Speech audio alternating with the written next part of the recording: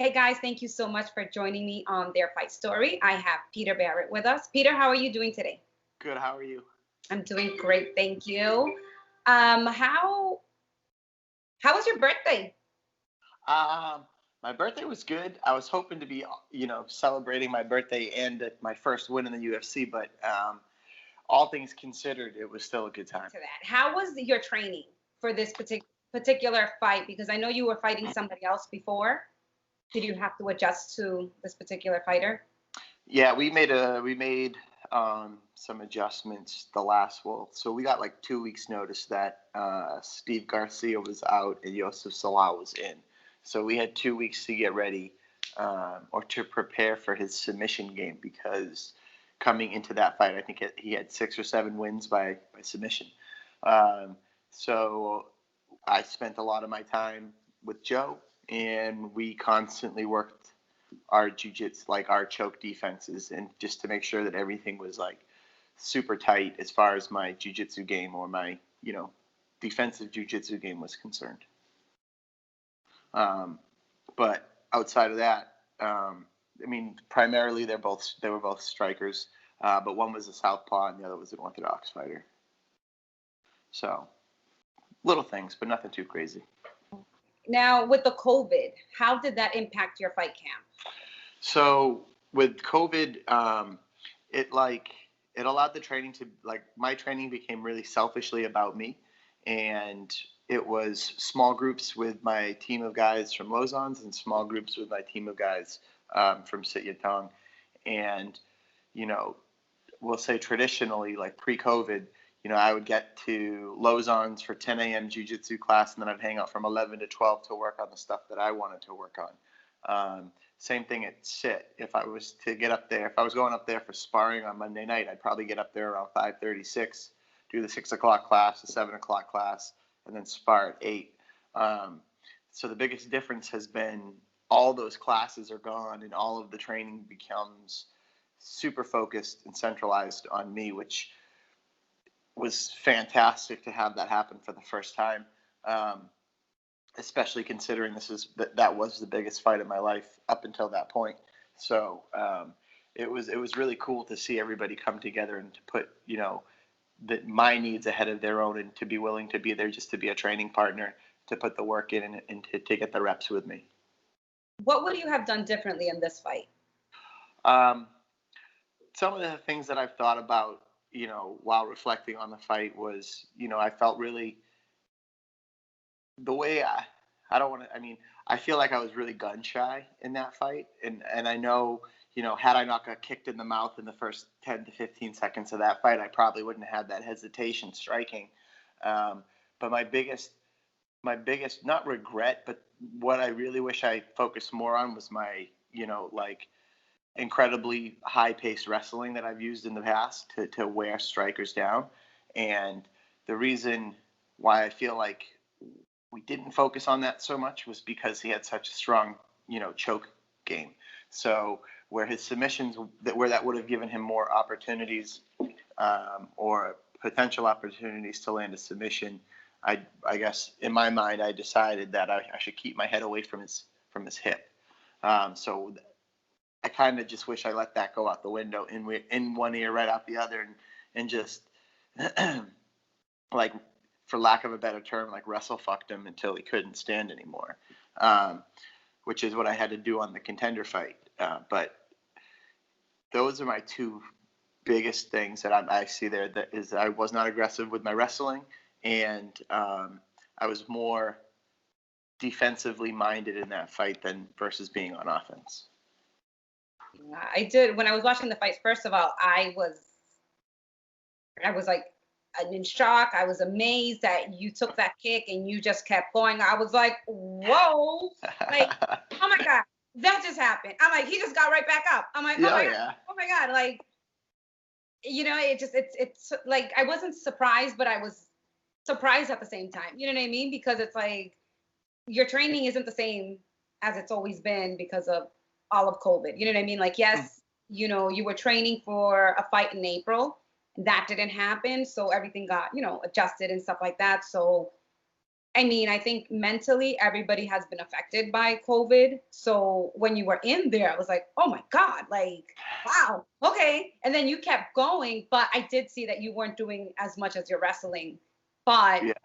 we'll just have to wait to see for the next one. You know what I mean? Yeah, So, definitely. you know, it was awesome. Like I was like, oh my God. Like I was here by myself, so I sounded like I was telling my husband, I sounded like the smartest person in the room because telling me anything. I was like, oh my God. No, what are you planning to do now as far as your training? Yeah, so I got I need to get a medical suspension cleared, and I have that appointment this week. So as soon as I am no longer prohibited from fighting, I think I can get signed to fight. So once I submit the paperwork to the Nevada State Athletic Commission to say that there's no issues holding me back physically from training and competing, I will be able to book a fight again. So I've already started to get the ball rolling with training again. I gave myself like a solid week of getting fat, so to say. You know, just keep my feet up on the couch, play some video games, and hang out with my dog. But you know, last week I started back with a new strength and conditioning program up at Skillet Strength in Chelmsford. And I was up at Sityodtong last week. Once these once this injury heals up a little bit more, I'll be able to get into some more grappling and wrestling. But I have to kind of pull back on that a little bit. So I'm going to focus some more on my boxing. And I've already been in contact with the team that I train with regularly when I do train with the boxing guys. And that we're going to get that going this week as well. So slowly get the ball rolling back into training. Excuse me. Definitely no sparring for another week or two. You know, I want to give myself some time just to make sure. I don't think I came out of that concussed. I've had a few concussions in my day, believe it or not. And you know, like what everybody will tell you is like, if you're concussed, you don't know you're concussed. But like, if you know what the warning signs for a concussion are, and you can think of the warning signs, and you're not dealing with those warning signs, I think it's a pretty good indication that you're not concussed. So I didn't, even with that big kick to the head, I mean, more than anything, that shocked me. It didn't rock me. It wasn't like a flash knockout. I was like, oh, this little motherfucker, you know what I mean? Like, I can't believe you just threw a fucking spinning back kick. But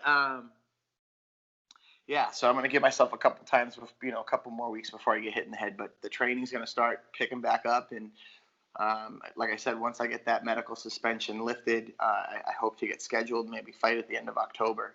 But I've definitely got like 2 or 3 more fights in me this year, you know, as long as everything goes in my favor. So we'll see. Now, how was the feeling being in the cage while, I mean, first time in the cage for the UFC. On top of that, you're dealing with COVID. How was that feeling? So it was much like fighting on the Contender, because it was the same venue, the same cage, the same environment, the same atmosphere. There were some fans present at the Contender, so that wasn't the setup, you know, obviously 2 weeks ago. But I didn't let the things that didn't really matter be an issue. All I knew is that I had to go in there and fight. So that's what I really focused on. I'll tell you, it was cool that, albeit that I lost and I didn't get to go do the media scrum, that they're doing the media scrums right after the fights now. You're not hanging out until the main event to sit down for a big presser with everybody that fought and won. You get to go do your stuff right away, and then they usher you right back to the hotel, and then they bring the next group of fighters in, which was another cool, weird thing. The Nevada State Athletic Commission, they only allowed one team in the locker room at a time. So they brought the first 4 fights, they gave them the locker rooms, and as each guy went and fought, they brought the next fighter that was going into that locker room. So you had to have all your stuff packed up, ready to go. You handed off all your stuff to the blue shirts, which are the guys that do all the busy work behind the scenes for the UFC. And then after we fought, they met us with all of our stuff, and Zalal went to the media scrum, and I went to my car, and I went back to the hotel. So I didn't I guess that's kind of cool that we didn't have to hang around till the end of the night to do all that stuff. It was right there, right when it was fresh on your mind. But I don't know. that was a little different too. Now, was it because we could hear everybody in your corners and stuff? How Oh was yeah. that? Like, It was cool. Like I knew what we were getting into in that regard because when I fought on the Contender, it was really mhm. quiet. Albeit the guy I fought last time, his camp spoke Korean, so I couldn't understand anything that they were saying. But like, as aware as you can be while you're focusing on fighting someone in front of you, you can hear everything going on totally. Yeah. Now, the only fights that are happening are professional fights, right? Mm-hmm. So my concern was how many amateurs might think, you know what, I want to fight, so let me just turn pro right away. What would you tell them as far as should they wait? Should they go? Like, what, like, just as a professional fighter, what is your view? I would say slow the fuck down. I hope swearing is allowed on your podcast because I dropped the F bomb like 3 or 4 times. Because I have no idea how to censor it. So I just put rating and language, so we good. Right. Okay, cool. I would say slow the fuck down. Honestly, I went and talked to a group of guys on a podcast last night, and what we're starting to see come around in MMA is this idea of building a fighter and not necessarily padding a record, but taking fights that are suitable for the things that you need to work on to become better without necessarily risking a concussion while doing it. So as for amateurs, like you don't. Sometimes you see guys with huge amateur records in MMA. Sometimes you see guys with like 3 or 4 fights and then they go pro. But what you don't see is what you see in boxing, where you have guys with 100 to 200 to 300 amateur fights before they even consider going pro. And then when they do go pro, they don't even fight. I'd say like a worthy opponent until about fight 15. So what you have going on in the boxing community is this, and it's not even unspoken, but you have this grooming going on where you build fighters and you let them fight as much as possible without risking injury, which that comes down to having a smart coach, a smart manager, a good relationship with the promotion, your ability to sell tickets so bringing fighters in for you isn't an issue, but really working on the things you need to work on and getting rock solid on them before biting off more than you can chew. And once you go pro, you can never go back to amateur. Like the best thing about my younger brother Max was I think he had like 12 amateur fights before he went pro, and then he was 4-0, and then he went 4-1 before he hung it up to focus on his career. So like you could see guys make the jump to pro real quick, knock a couple guys out, and then the second they face someone of equal or lesser equal competition. Sorry about that. They don't do so well, So like I would tell these guys to slow down, work on the stuff, get with your coaches, get with your trainers, get with your training partners, do drills. Don't even worry about sparring. Just get good. You know what I mean? Because once you make that jump to pro, there's no opportunity to go back, and there's no way to get rid of those fights. So if you make a jump pro, like if you jump to go pro and you want to go fight for LFA, make your pro debut, which I hope nobody's considering doing because it's just like the worst possible thing that you could do. You're going to be an out-of-town guy coming in for a local regional promotion, and they're just going to feed you to their sharks that they're trying to build. But with that being said, take the time now, use it as a blessing to get better without having to compete. Have your buddies come over and spar them. Like, get some guys from the neighborhood drunk and then go piss them off. I don't know what to tell you. Like, if you need something more realistic, like, you can set those things up. Like, everybody's got Facebook, everybody's got Instagram. You can set up some sort of like, I'm sure there are people setting up smokers right now. I'm sure there are people setting up massive sparring sessions, nothing that I've been a part of because I had to make sure that, I was also able to pass COVID tests to get out there to compete with the UFC. So we had to be really strict about the amount of people I was exposed to. But I know for a fact that there are big groups of people training. There are big groups of people sparring that have never trained together previous to this because they were confined to their own gym. So like, get on social media, start talking to other fighters, other amateurs, other pros, find out where everyone's training and go get reps there. But I wouldn't stress about going pro right now. It's really just, it's what you make of it. I would say it's a blessing in disguise where everybody has this downtime and they don't have to go risk a concussion to get better. Now, you mentioned padding records, right? Mm-hmm. Now, you know me, I have to ask. Mm-hmm. How did you feel when people were talking and saying, oh, they're padding his record. Oh, he's really never going to make it. And then you went out there and you showed everybody that, guess what? I got it.